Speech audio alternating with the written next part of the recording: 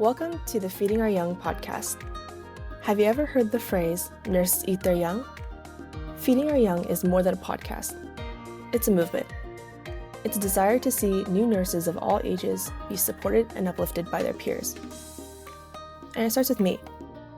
It starts with you. So join host Eric Miller, an amazing registered nurse of nearly 20 years and adjunct clinical instructor, and today's honored guest, me, Jenn Moon, and be ready to have your life uplifted so that, in turn, you can uplift others.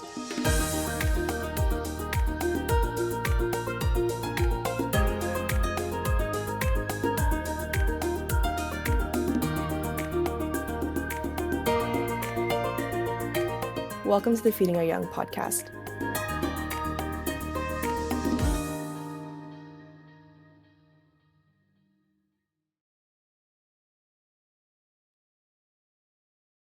Hello and welcome to this episode of the Feeding Our Young podcast. So this is weird because it's Saturday morning and I can't see the moon. I can barely see the sun. It's pretty overcast as it is currently December as we are recording. And so I really can't, but I can still see the moon, which is very strange to me. The reason why is because my honored guest today is the one, the only, the incredible Jenn Moon. Jenn Moon, how are you this fine overcast morning? I am good, Eric. How are you? I am doing awesome. I'm so glad that you wanted to do this. I get a text out of the blue and Jen's like, hey, remember how I said I'm going to do this? I'm ready now. So I fulfilled my promise. What can I say? It only took, a year and a half in the making, but you know what?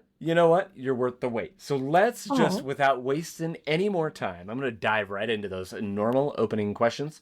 And I'd like to know, so I kind of already let the cat out of the bag, but go ahead and introduce yourself, your name, and where are you from? Where's home for you? Yeah, so hi guys, my name is Jenn Moon, and I am from Kent, Washington, so West Coast. West Side. Yeah, and I remembered that about you. Why do I remember that about you? Because I am from Kent as well. So, born in Spokane, but raised in good old Kent, Washington. Go Royals, Kent Meridian High School. Oh goodness. Class of... yes, ma'am. I actually did not know that. Yeah, I don't think I'd ever let that cat out of the bag for you. Where did you go to school? So I went to Kent Meridian for kindergarten, and then I got transferred to another school in Renton. But that is so funny because my brothers went off to Kentwood, all that good stuff. So our rival, the Knights. Yeah, so I think there's something different now. I don't know. But enough about Kent. Well, actually, okay. For some guests, I asked this question, and now I have to ask it of you. What do you love best about your hometown, Jenn? Oh my goodness. I want to say we have the hidden gems of food. Oh, yes. Yes, that is the one thing that I will give Kent credit for. It is definitely the hidden gems dispersed throughout the entire city. And legit the best teriyaki. Moving to Spokane, that is the one thing I cannot find a good teriyaki shop, and I used to have teriyaki every day at lunch. It was so cool. Miss Washam was our calculus teacher. She'd let us, so for our lunch hour, a few of us would go running, literally physically running, because none of the three of us had cars. We'd run to the nearest teriyaki shop, spicy beef, oh yeah, beautiful. And then we'd get it, and we'd run back just in time to start class, and she'd let us eat our lunch in class because she knew we liked to do that. Goodness. So, what an amazing teacher. So amazing. Okay, so enough about me. Back to you, because you're the star of the show. Where are you currently in nursing school, and where do you attend? Yeah, so I am a senior at Gonzaga University. I'm in my final semester, and my pinning ceremony is a week from today. 1 week, y'all. Unbelievable. How does that feel? Honestly, it hasn't even hit me yet, so I don't even have the words to process it, right? Like, I'm kind of just like, what do you mean I'm not going to be back in Spokane, Washington? What do you mean I'm not going to continue going to classes? Like, this is it. So I guess that kind of, we'll save that for later. I'll finish up with the last two regular intro questions, which are, what are the 3 words that you have chosen to describe nursing school? I had to think long and hard about this, but because initially my initial thought was, oh, trial by fire, duh. But the actual three words are enlightening, jigsaw, and rigorous. Ooh, I am excited for your discussion of those at the end. And what are your three favorite songs in life right now? I like how you're smiling. For those of you who can't see, Eric is giddying because he knows that this is an impossible question for me. And this question actually took me the longest out of every single question. So number one is Gloria by Kendrick Lamar and SZA, particularly the end part, but overall that song's Ooh, amazing. okay. Second one was Family Affair by Mary J. Blige. And the third one is Keep Your Head Up by Pac. Ooh, that sounds like one that you may have relied on quite a bit in nursing school, yeah? Absolutely. Absolutely. And probably will do so as you start your fledgling nursing career. Absolutely. All right, well, let's just get to know you a little bit better before we dive into the meaty nursing content of your episode. But what are some of your hobbies that you're looking forward to getting back to now that your time won't be utterly Um, consumed with nursing school? yeah. So I want to say traveling. That is my number one hobby. Um, Now that I'm going into nursing, I'm kind of just coming to the realization of, oh, okay, I'm gonna have to maneuver that with a full adulting job. However, I'm a firm believer that, life is too short to just stay in one place for your entire Hmm. life. Hmm. I love nothing more than going to another country, given that's expensive as heck, I understand.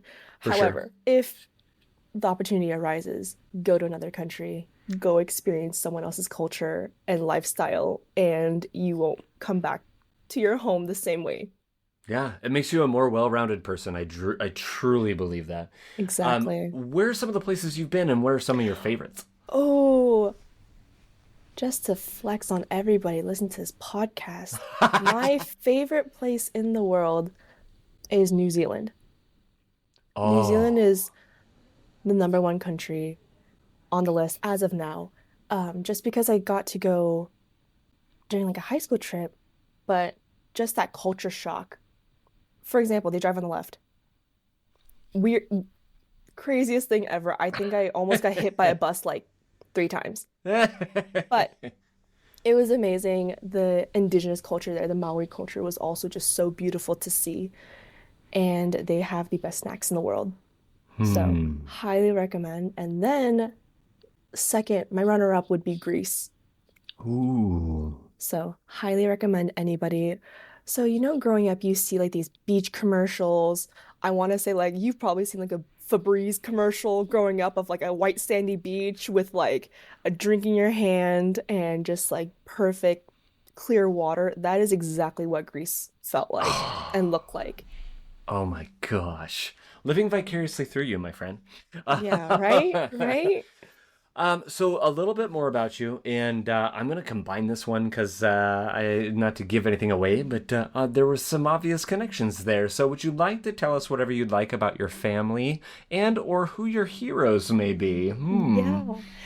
So I have my amazing parents. I have two older brothers with a huge age gap, so additional parents, one may say. I have two Bonus sister-in-laws. parents, I think, is how Right, that goes. Yeah. right. The ones I didn't really ask for, but it's okay.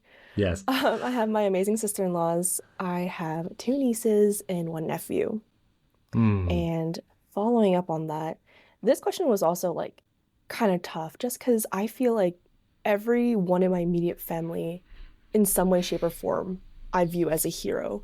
They've all gone through their hardships and all have bounced back from that. But the number one person I feel like I keep falling back to is my oldest brother, Gabe. I think it's very hard, and I really hope he doesn't listen to this, honestly, because he can't know this, but it's very rare to watch someone go through all those hardships in life and then still turn out to be a decent person. So I don't give him enough credit. So this is my one chance to be Hmm. like, yeah, like that's my big brother. And kind of, I'm the youngest, right? So kind of just giving him the credit of like, oh shoot, it is really tough to be an eldest sibling and they don't Yeah. get enough credit. So eldest siblings out there, hats off to you guys. You guys do a Here, lot. here. No, that's incredible. And so based on what you're saying, then I'll just release two versions, and one will be like Gabe's version. If you listen to this one, and we'll just bleep out that whole part, and he'll never know your Oh secret. my goodness. That would be amazing. But All no, right. knowing him, he'd find it. So, All right, we'll just keep the regular version then, yeah, I everybody. You don't get a guess. special Gabe's version. All right. So then with that, let's talk nursing. And I love to start with this. I love everybody's individual story. So Jen, what drew you to the nursing profession? Yeah. So, specifically, nursing, growing up, it was very much like, okay, well, you're the only girl, and my niece was born when I was 7 years old. So, Oh. immediately from the get-go, it was always like, oh, I want to take care of someone else. I don't necessarily have to, but I like taking care of someone younger than me. I think part of it was me being a youngest sibling and then Hmm. wanting a younger sibling. So I probably just took on that role. But yeah, so that automatically like gravitated me towards caring for other people. And initially, I always thought I wanted to be a teacher. But then in high school, I remember my parents got into a really bad car accident. Oh. And so I remember being in the ER, being panicked and frazzled, and I had a lot of questions. But the questions of like, can my mom have water? What does this machine do? And why is my dad hooked up to it? Yeah. But ultimately, I remember it was the nurses who treated me like an adult. Because obviously, if you're a young high schooler, no one's gonna pay you mind in these situations. But I just remember these nurses giving me so much grace and going above and beyond to look. Now I know they were looking in the chart for my parents who weren't their patients, but checking like Hmm. their diet status on if they can have water. And I just remember thinking like, oh, wait, the doctors didn't tell me Jack. It was all the nurses. It was them the one, or they were the ones who were um, giving me peace of mind, answering all the Yeah. questions. And I remember being like, I want to be like them. I want to provide that comfort to the family members, not just the patient who obviously I'm going to care for, but their extended family. That's incredible. Absolutely incredible. I love that answer. And it's, I mean, in retrospect, being your age, it wasn't that long ago, right? It sounds like that inspiration happened. Yeah. Yeah, I want to say it was like sophomore year of high school, so grade Okay. 10. Yeah. So, and I just love that because some people are like, well, I've known since I was super young. I Yeah, didn't, you know what I mean? I didn't yeah, enter that bit of the equation for me didn't enter till my late 20s. So it was right. like, you know what I mean? Like all over the map. And there are people that go to nursing school way later than that. And it doesn't matter. The takeaway is it doesn't matter how early or how late you know you want to do it. Once you get into it, you know that you've made the right choice. Right. So, I mean, we're a little biased, right? Of course. Yes. So then you a few years after that sophomore year, you're like, okay, I'm getting into nursing school. You end up at Gonzaga. You're welcome to share about how that happened. But what do you love most about nursing school now that you've been in it and through it? Yeah. So, what drove me to Gonzaga was actually because I wanted to leave Washington. I wanted to get the heck out of here. So, my compromise with my mom actually was Gonzaga University because it's far enough away where I can come, or far enough away where I can have my own independence and have that, college experience, Hmm. but close enough to home where, if need be, and if an emergency arose, I can come back home. Awesome. Yeah. It sounds like a good compromise. At least Right? I'm assuming she was okay with it enough. Yes. Yeah. Oh, 100%. She actually loved it. But what I love most about nursing school is my people. I found my people Hmm. through nursing, whether or not I want to admit it. But genuinely, my bestest friends in the world, um, one of them is nursing and one of them is not. But I would Hmm. not have met them if it wasn't for Gonzaga's nursing program. So Very true. that is my favorite thing. And I will always have That. love for this place because of that. Oh, now, so then if you want to expound on that, right? Like, I go ahead and for the benefit of, you know what I mean, those that maybe are just starting nursing school or those that are considering nursing school, or to take those of us back who've been nurses for a little while now, um, take us back to that first day. You're going to nursing school, right? And it's prereq, it's your undergrad, those first 2 years here in a 4-year university. How nervous were you, and how did you meet your people, quote unquote? Mm-hmm. So, nursing school, I just remember being nervous. Like, I had my solid group growing up. I had my home, I had my family as support. But when you're in a new city, it was a culture shock, right? For example, there's not as much trees here, which was a big shocker for me.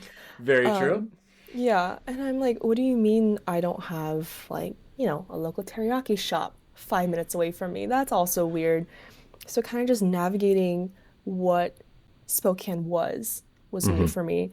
I remember just bringing out that extroverted side of me, which I'm both, but kind of heavily reliant on being extroverted to reach out to people on my floor.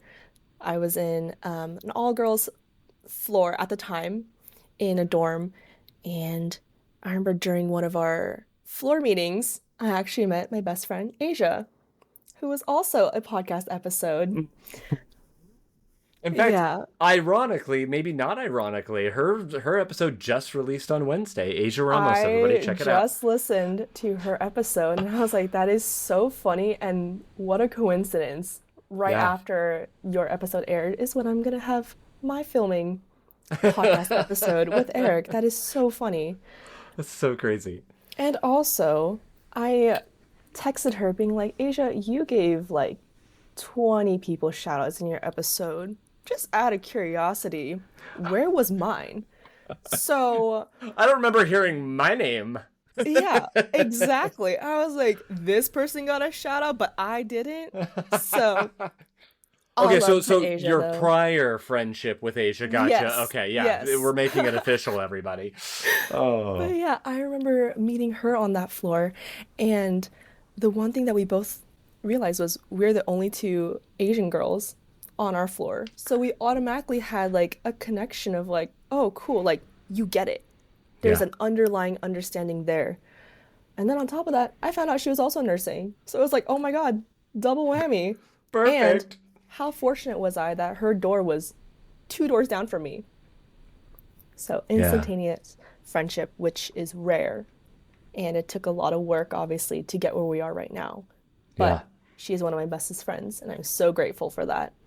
And Oh, then, yeah, my other, I actually don't even know if this is relevant to the question, but shout out to my other best friend, let's Vani. go. Miss Yvonne is my other best friend, who Awesome. you may know of. She is genuinely like my person. She is the best. Oh, It was also very similar, where you just start talking and you realize, like, wait, you get it. You see me where I'm at, and like, you understand the way I think. And so, of course, we clicked and we met at a concert actually.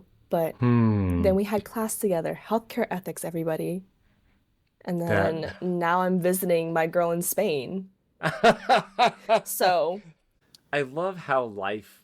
I don't know. I've said it before on the podcast, and I'll say it again. Especially for those who hadn't heard it before, because it's just that important. But this is my version of, I think, a quote that's existed. I can't take credit for it, but I just have always said that for those that believe in God, God whispers on the daily, but shouts in the quote unquote coincidences, right? So like you're like you're 2 doors down from Asia, you're meeting these people, but you just, you know what I mean? It just so happens, you meet Yvonne at a concert, all the things. And just the lifelong friendships, the lifelong connections that get formed through what would otherwise appear like just circumstantial moments, right? absolutely. Yeah. Absolutely. Yeah. I know. Now I'm like, dang it, now I can't send the link to Asia or Vonnie now, so they won't be listening to this podcast either. However, everyone else will know how much they mean to me and how I genuinely would not have survived nursing school without them. I love it. Any other names you want to drop since you have the mic at the I'm moment? like, shout out to Jazz, shout out to Kate for carrying me through nursing school as well. Let's I'm go. like, oh my goodness, shout out to my favorite professor in the world, Miss Kim. I think that's enough for now. Give me like Awesome. 20 minutes and then maybe we'll throw another name in there. Okay, so let's pivot for a minute. We're talking about all the happiness and meeting your people and all the things. But I know that you also wanted to talk about some of the challenges you've had in life, whether those are related to nursing school specifically or in your own personal life. What do you want to talk about when it comes to that? And how do you navigate those challenges in life? Yeah, so I remember the first challenge just being kind of touched on, like being completely new to Spokane. But on top of that, I was the first one in my family to go to a four-year university. And so navigating that was extremely difficult for me, all the way up to even applying for colleges on Common App was foreign to me Hmm. and heavily had to rely on these students who were taking up volunteer hours at UW, who were like offering tutoring sessions for a personal statement like workshop. So little things like that definitely trickled into the college experience. And I quickly realized that not everyone has to deal with that. For a lot of Hmm. people, it's very uncommon that they don't have like an older sibling who went through it or a parent who can help them with this navigation process. But for me, it was very much like, okay, what the heck do I do now? Like, I don't, it wasn't common sense or it wasn't common sense to know basic things in college for me. So I think that was like the main struggle. I remember um, not knowing that I had to like put chains on my tires in the winter, like little stuff like that, which isn't Yeah. really equivalent. Um, I also didn't really know how like applications worked, or I didn't know like the significance of um, receiving your acceptance letter, and then I didn't know that you were supposed to like open it with your family or like someone else. So So did you have this moment where you're like sitting in your car opening this letter or something and nobody's around? Like what I happened? was, I remember I was on my couch and I was like, oh, okay, I got a letter. It's a big package, so I hope it's an acceptance letter. And then it was my Gonzaga University acceptance letter, and then within that package there was a smaller envelope saying that I got admitted to the nursing program. And I was like, oh, this is what you're supposed to open with your family. Like this is what you're this is oops. Probably shouldn't be opening this at 12:30 in the morning. Maybe I should have opened this with my family, but we learned. So tell me, did you put it all back and act like you didn't? No, I think the next morning I was just like, "Hey mom, I got accepted." Okay, daughter. Thanks. She Great. was very excited for me. Uh, However, I did realize like, "Oh shoot." So, little stuff like that. yeah. Yeah. Well, and I Yeah. mean, those sort of challenges, it's not like, some people have very big answers to that question, right? Like some have faced Right. some very serious, and it's not a matter of big or small because, I mean, challenges are challenges and they're going to cause you stress in the moment. They're going to cause you, you know what I mean? Mm-hmm. Uncertainty in the moment. So anyone out there who's like, oh my gosh, you know what I mean? You've listened to an episode where, oh, someone's loved one has died and they're trying to, you know what I mean? Yeah, Mm-hmm. an incredibly impactful and challenging challenge. But even those day-to-day challenges that you face, and it goes on through life. Obviously, hopefully they get farther and fewer between and maybe hopefully less impactful, but life is filled with challenge. And so don't poo-poo whatever challenges you've had to face. Like own those, take those and say, you know what? I learned something from that. And then that fuels the next challenge that comes along. And you're like, okay, I've faced a challenge, I've conquered a challenge, and now I can do the same here. Yeah? For sure, for sure. What else is there? Oh, there was multiple times where I had to retake classes. Hmm. And in the moment, that felt like the end of the world, obviously. As a freshman, I remember being told, like, okay, like if you fail this, you'll be kicked out of the nursing program. If you fail more than two classes, you're out. Like, you don't get any grace with that. And so obviously that stressor as a incoming freshman or as a freshman is just so overwhelming and so scary. Hmm. And I remember thinking it was the end of the world when I had to withdraw from, I think it was chemistry, my chem class. Oh, a lot of people have problems with that one. Exactly. So that Gen Chem class is hard, you guys. I don't care unless you are a chemistry major or a biochem major. It is hard, Hmm. especially at Gonzaga University, respectfully. And so I remember having to retake that but obviously like being threatened of, okay, like if you fail any more classes, like you're done. Yeah. So then came the following year when I ended up having to withdraw from anatomy, the good old A&P. Mm-hmm. And for everyone wondering, like, yeah, I ended up having to retake it at the community college. Oh, But, wow.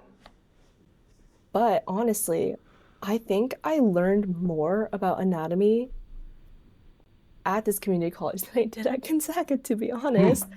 I was so much more prepared for nursing because of that, because it was so like, oh, here is how it is applicable to nursing. Whereas maybe at the university, it was very more for here's for all the majors who are taking it, Right. not just nursing. Right. So it worked out in the end, everybody. It is not the end of the world. I promise. I promise you. And they did not kick me out. So Yes. And it that's the worked most out. important bit. Here you are, Mm-hmm. 1 week Here I away am. from pinning. Like, oh my Yes. goodness. So also, and yeah, I feel like what kind of fits under that challenges umbrella, you kind of mentioned these two different topics, and one of which is feeling overwhelmed to the point of crashing out. What would you want to say about that? That definitely links to, almost failing those prereq classes and then the stresses of being alone and being a first gen student. So that buildup ultimately caused the point of me just like breaking down.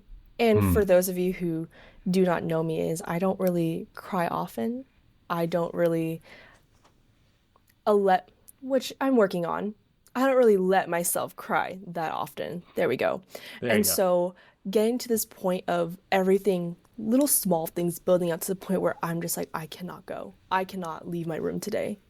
And I need maybe to talk to someone about it, Yeah. which then prompted, you know, building closer relationships with people. So that's where it is very, very important that you heavily rely on your support system and those friends to kind of uplift you during that time.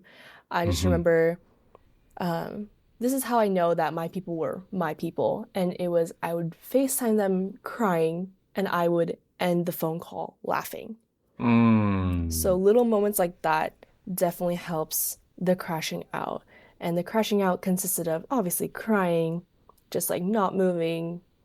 I think it almost got to the point where I was just like punching a pillow, not the Yeah. wall, just the pillow, Yeah. just Better getting better all on the that knuckles. right. Exactly.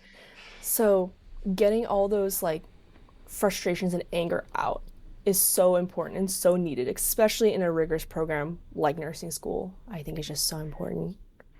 And let me piggyback off of that because for those that Yeah. are listening, like, I might be telling you something you already know, but like she's saying, getting those frustrations, getting those anger, getting that out and punching a pillow. I've punched a pillow or two in my day. Never a person and No. never a wall. But definitely a pillow because it's soft, or my bed. Like that's also a Mm-hmm. nice. But the reason, the alternative to that is stuffing those frustrations and those anger, Mm-hmm. that anger down inside, which I'm not going to lie, works for a little while. Right. But if you don't allow it to escape, if you don't allow a way to deal with it, if you don't talk about it with either your people or your counselor or whoever, then those will come back. And it's like a delayed effect. You either deal with it now while it's small, or you deal with it later when it's grown. Because if you've done it with the first feelings of frustrations you have, you'll do it again with more. And so it's kind of like filling that jar of frustration and anger until it will explode in a way you can't control. And I Oh, feel for like sure. sometimes you see that with people in society. You may be listening to this go, I know someone like that. I know when they finally cracked or Mm-hmm. snapped or whatever, and they did something that's out of character, and that's because we didn't deal with the little things as they came, and instead allowed them to become a big thing. Yeah. Exactly. And unfortunately, I had to learn that the hard way, right? Of like, Mm. oh, shoot, this is why it's so important to build those healthy habits and coping mechanisms rather than just being taught to bottle all that in and just don't worry about it. Like, oh, it's not a big deal. It's not a big deal. Just forget Yeah. about it. That eventually over like overflowed. I just think of it as like a water bucket of like filling up Mm. eventually, and then eventually you just reach breaking point where it like all spills over, and then at that point I can't control it, right? It's just me Yeah. just being like, I cannot do this. So definitely rely on your people, rely on your professors if you are fortunate to have a connection like that. And the number one thing that I tell people what I'm gonna get after my first paycheck is a therapist. That is the number one thing I'm Yes. gonna invest in. Yes. Oh, such good advice. So I'm not transitioning to a different subject, so to No, no, speak, no, yet. no. That being said, your little bucket was a perfect segue into what kind of the second topic, which I feel like fits under this challenges bucket or challenges umbrella, and so I'm going to just fake sing one little line, and anyone out there who listens to it, you're either going to be like, "What the heck? He has finally lost it," or you're going to know exactly what I'm talking about. And so this leads into a little topic where I'm just a little black rain cloud hovering over the honey tree.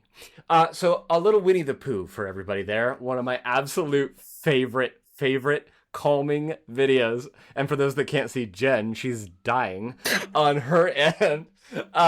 But I watched that as a kid growing up at my grandma's house, and so there's also that connection there and whatnot. But that video, every once in a while, you just pop it in and you just feel good about life. And the reason why I sung that is because the other thing you also wanted to talk about, Jen, was this black cloud concept. What the heck is that about?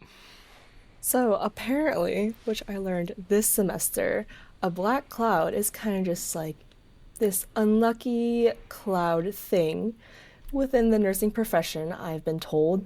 So just like a wave of good luck that just happens to follow someone around. And I've been told that it's maybe varies week by week or even day by day or shift by shift for that matter. But just like, oh, you have the black cloud today or something like that. And you mean bad luck, yes? You Mm-hmm. said good luck, so I was like, Oh, sorry, sorry, oh, sorry. good No, luck following. This is, I would like Oh, that cloud. oh, That'd be great. sorry. Maybe a different cloud. Different Sorry. cloud, wrong cloud. That's Wrong cloud. okay. The black cloud, though, I've learned, has followed me honestly throughout my entire nursing school rotation. I've been told. And I didn't realize this until I sat down with one of my friends being like, oh yeah, like everyone just has this experience during clinical. And then they're both just staring at me with wide eyes being like, no. I've like, no, that doesn't happen to everybody. And then all it took was for, you know, someone to turn around and be like, so and so, did you hear about Jen's experience? What the heck? They're like, have you heard about her clinical rotations? Oh my God. And so little stuff like that has made me realize, like, oh, let me talk about this. And so I would like to preface, um, even back during like our first clinical rotations, it was our med-surg rotation. I just remember having to deal with postmortem care for the first Hmm. time. Mm-hmm. And it wasn't, new, but having to deal with that during one of our shifts was definitely like a different situation, different emotions, right? Yeah. And it didn't hit me until my nurse, my clinical instructor, and even my peers were texting me being like, are you okay? Like, you dealt with a lot, right? And so, again, hopping back on that trend of it's so easy to suppress those emotions. And for me, how to deal with like stressors or hardships would be to like throw myself back into work. So in that situation, it's like, I'm going to continue charting, I'm going to continue writing my CRT. But it's also so important to recognize like, no, I saw and dealt with hard things. I need to talk about it with someone. And so that was just one example of Yeah. many. But I didn't realize that that also transitioned to my practicum. And so, for preface, everybody, I am really, Eric, you're smiling too much. I'm Uh, just kidding. during I this am, discussion of black clouds, I'm like, oh, this is so fun. No, but because it's like, I know where you're going with all this. I love it. for everybody, some joy in this is I love the NICU. I don't know if you know this, Eric, but Oh, you do. You enjoy the NICU. Fascinating. yes. I wish I would have learned that when you were in OB. Right. I am so gravitated towards a NICU, and so I was fortunate enough to get a NICU practicum. And then there was this shift where I was fortunate enough to follow Miss Lucy in the NICU, who was also an honored guest. Don't worry, everybody. Like, as an aside, I don't like literally like, hi, my name's Eric. Would you like to be on my podcast? To everyone I know, that is not a thing. And most people at work know that I don't generally try and talk about it unless somebody brings it up because I don't want to be that guy. But yeah, so Lucy Rash, who is a guest way back in the single digits, if I recall correctly, one of my very first ones. This is who she's referring to. So definitely go back and listen to her episodes as well. But Yes. continue, Jen. So, my preceptor wasn't able to make it on that first day. And so, my substitute preceptor for my very first day of practicum was Miss Lucy. And she was amazing. She was very much like, okay, I showed you how to do it once, go do it. And I was like, Yes. this is new. This is new. But by the end of the shift, I felt so much more confident. And then the next day, I was like, okay, I'm ready. I can do anything in the step down unit. I am so prepared. No, that second day came in, and I just remember it was like, hi, nice to meet you, to my preceptor. She was amazing. I hope that she also does a podcast episode. But And you we can name drop her, absolutely, like 100%. beautiful. Shout out to you, Miss Sierra. You are amazing, and I miss you. But so I was with Sierra for the day, and it was so interesting being like, hi, nice to meet you. And then being like, okay, we're not going down to the step down unit. We are actually on a one-to-one on a high flow oscillator vent, baby. And so going from the kind of a little more stability on a step down unit to jumping to a one-to-one was like, okay, I can handle anything thrown at me. I got this. But then dealing towards the end of the shift, fetal death. Oh. So, for everyone who didn't know, it was not my patient, but I remember there was another baby who unfortunately passed. And just the magnitude of that situation weighed on me, honestly, throughout my entire practicum. And again, this is Because, day 2 of your yes, multiple days experience practicum. yes. Yeah. So, jumping from one situation to the complete opposite was very interesting for me. Interesting, and I use that term loosely. And I think that is when I was like, oh shoot, like I'm like, what more do I have to experience at this point? I've seen everything. No, not really. But in that Yeah. moment, it's like, oh my goodness, like this 180 shift is absolutely insane. And lo and behold, like those types of experiences continue to happen during practicum. We had like a situation where we had like 3 codes in one day and running down to L&D for a NICU code, but also having to call an overhead code in the NICU for an adult. So different experiences like that where I'm kind of like, oh, not everybody has these types of experiences. Yeah. It's really interesting. But Yeah. for everybody out there, it is okay. We persevered. We did amazing. And guess what? I still love the NICU. There was never a single day during practicum where I would dread going. The only complaint I ever had going into my NICU rotation was, oh, I wish I had an extra hour of sleep. That is the only complaint I ever had. It was never I really don't want to deal with this today. Oh, I really don't want to do this assessment today. It was always just, I was so excited just to be there. I was just smiling, being like, I'm just lucky to be here. Use me however you want, you know? Oh, and that like how you had spoke about the litmus test, and that's the word I'm going to use. You know, kind of how to tell when something is true. You know, like you had described the litmus test, quote unquote, for how to determine who your people are. It sounds to me as though this is the litmus test for determining what your passion is. Yes. Exactly. Yeah. Awesome. But yeah, no, for everyone out there, like it was the best. I loved every single day in the NICU. And so I'm really also, to end on a happier note, I also have some news. Eric, you actually don't Yeah. even know this. Oh my I gosh. accepted a new grad position in the NICU. So that is where I will be post grad. No way. Oh my gosh. Are you here in town or back in Kent or somewhere else? Back home, West Side. Yeah. Oh my gosh. Oh, I'm so excited. Congratulations. Thank you, thank you. I Ah. figured I would end this Black Cloud story with a happier note. So, Well, and it lends itself to, and you've kind of already touched on this, but there was one other thing that you definitely wanted to talk about, and I think that either you've already totally covered it, or you're just gonna, add a little extra. But what is this the idea of found family? found family is genuinely your people. Yeah. I have an amazing relationship with my family.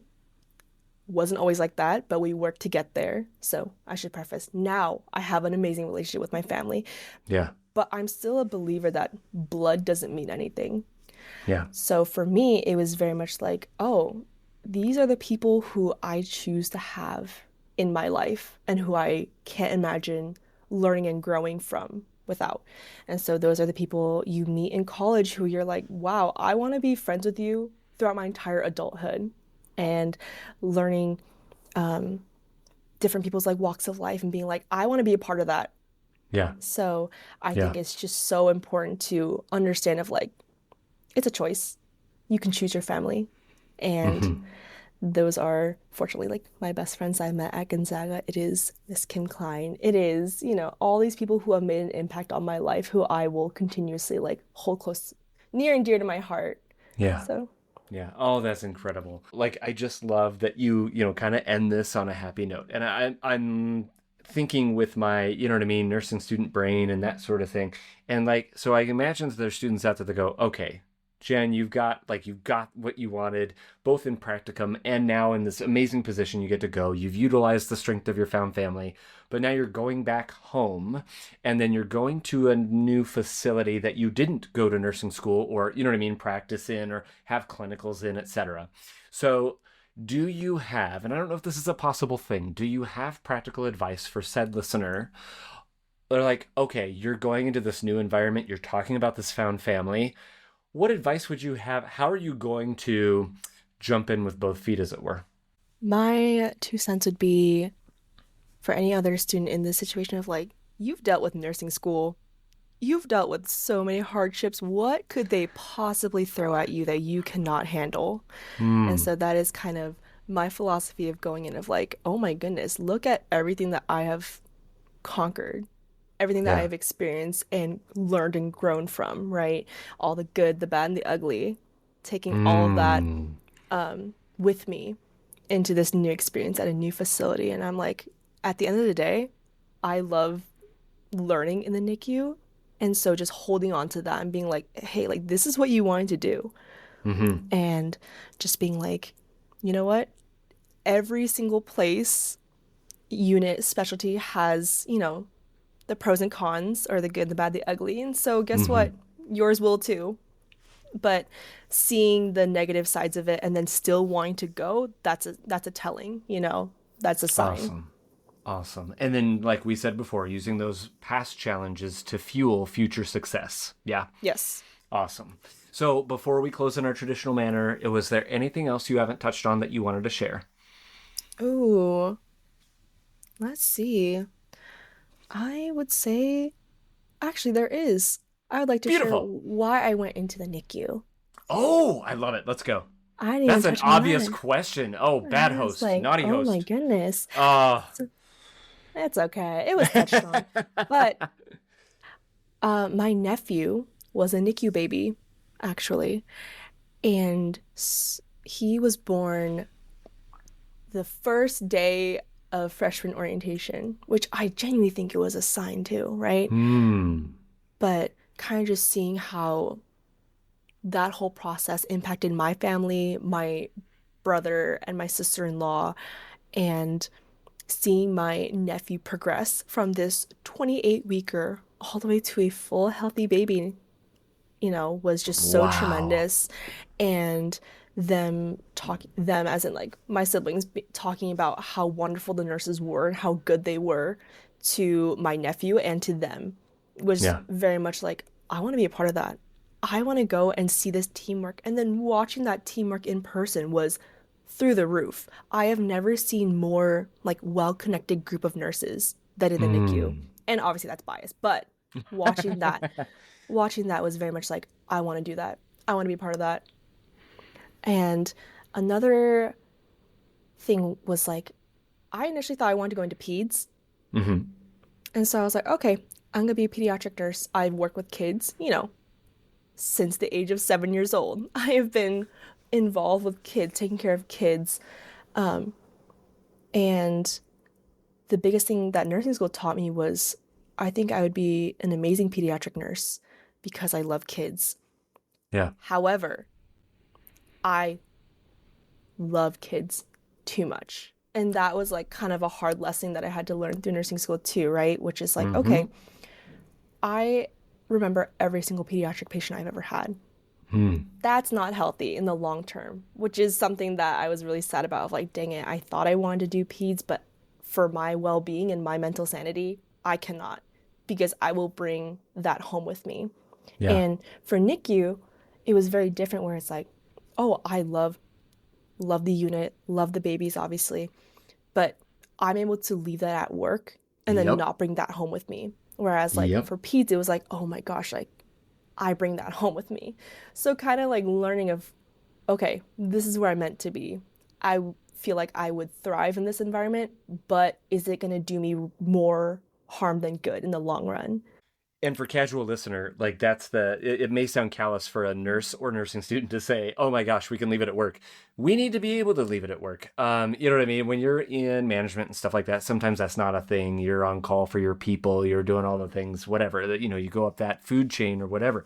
But for me, I think one of the things that contribute to the longevity of my career is that very thing. Is like, I will give my 110% or the best version of myself, even if it's 75% that day, at work.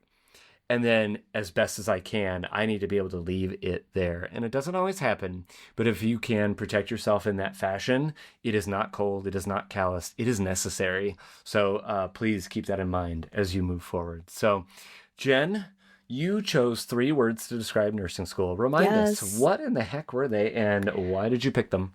Yeah, so my 3 words were enlightening, jigsaw, and rigorous. And I'll probably start with rigorous.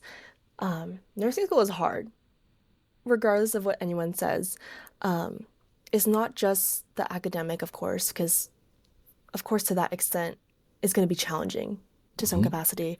But the intensity of what you may or may not experience in the clinical setting and the hardships of excessive studying, the hardships of maybe it is academics, right? Like you're learning like these new things. You are learning how to think as a nurse. You are learning a completely new language.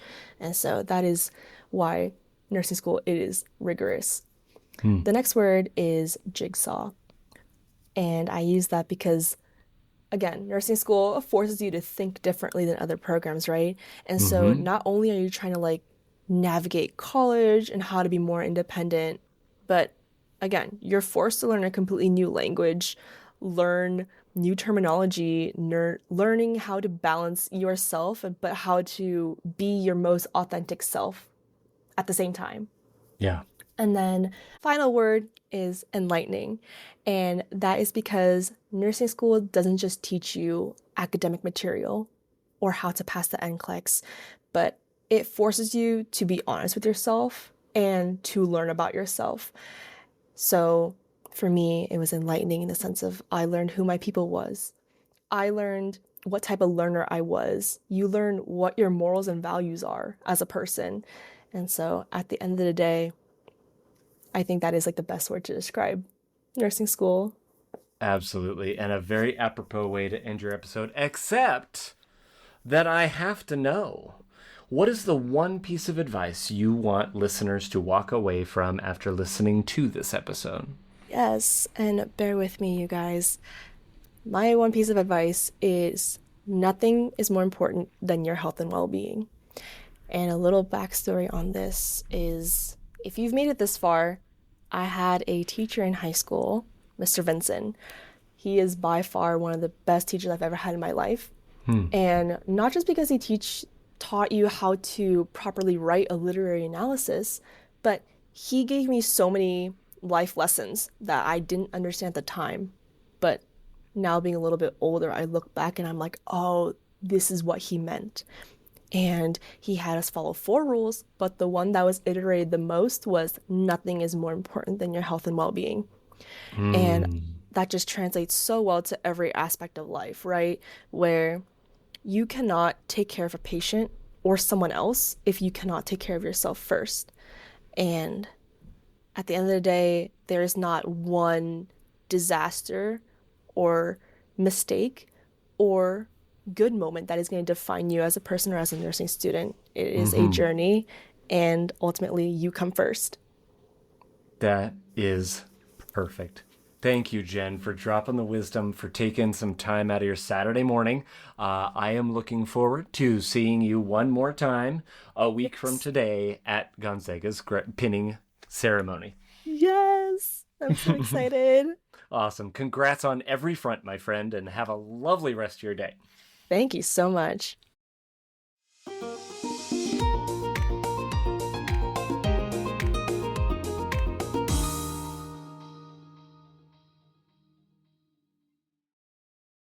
Here's what's happening on the next episode of Feeding Our Young. There's so many different examples that could be had in the intensive care unit. Maybe you have had to withdraw care from a patient. Maybe that's even a pediatric patient or a baby. That Yeah. can be devastating. That's emotional. So, what supports are you looking for, or are you even looking for supports to help process through that, especially as a new nurse when you end up in those types of situations for the first time? That's going to begin this cumulative of events that could affect you down the road as it happens, maybe again and again. And so it's really important to be aware and to identify those and to seek the resources that are there to process those as you go. Because if you don't, you're going to end up with burnout, compassion fatigue. There's been a lot of discussion lately about that and nurses overcoming that. We went through COVID. Yeah. COVID created a lot of trauma for nurses. We had a lot of nurses leave the profession because it was so traumatic. And so I think there needs to be an internal awareness of ourselves and what works for us and what doesn't. And we need to take the initiative to find the help that we need. We don't have to do this alone. We shouldn't do it alone. And we need to reach out for the help that we need.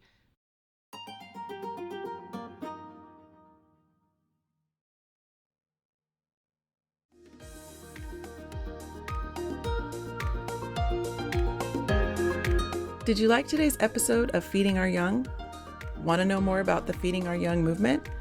Check out our website at feedingouryoung.org. Would you like to be featured on a future episode? Maybe have Eric bring his unique brand of encouragement to your nursing students or nurses?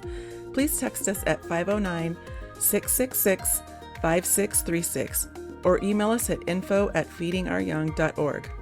We're so excited to have you return to hear our next honored guest. Be sure to follow us on YouTube, Instagram, Facebook, and TikTok at Feeding Our Young LLC. Again, that's username Feeding Our Young LLC. Until next time, be encouraged and go find someone to encourage today.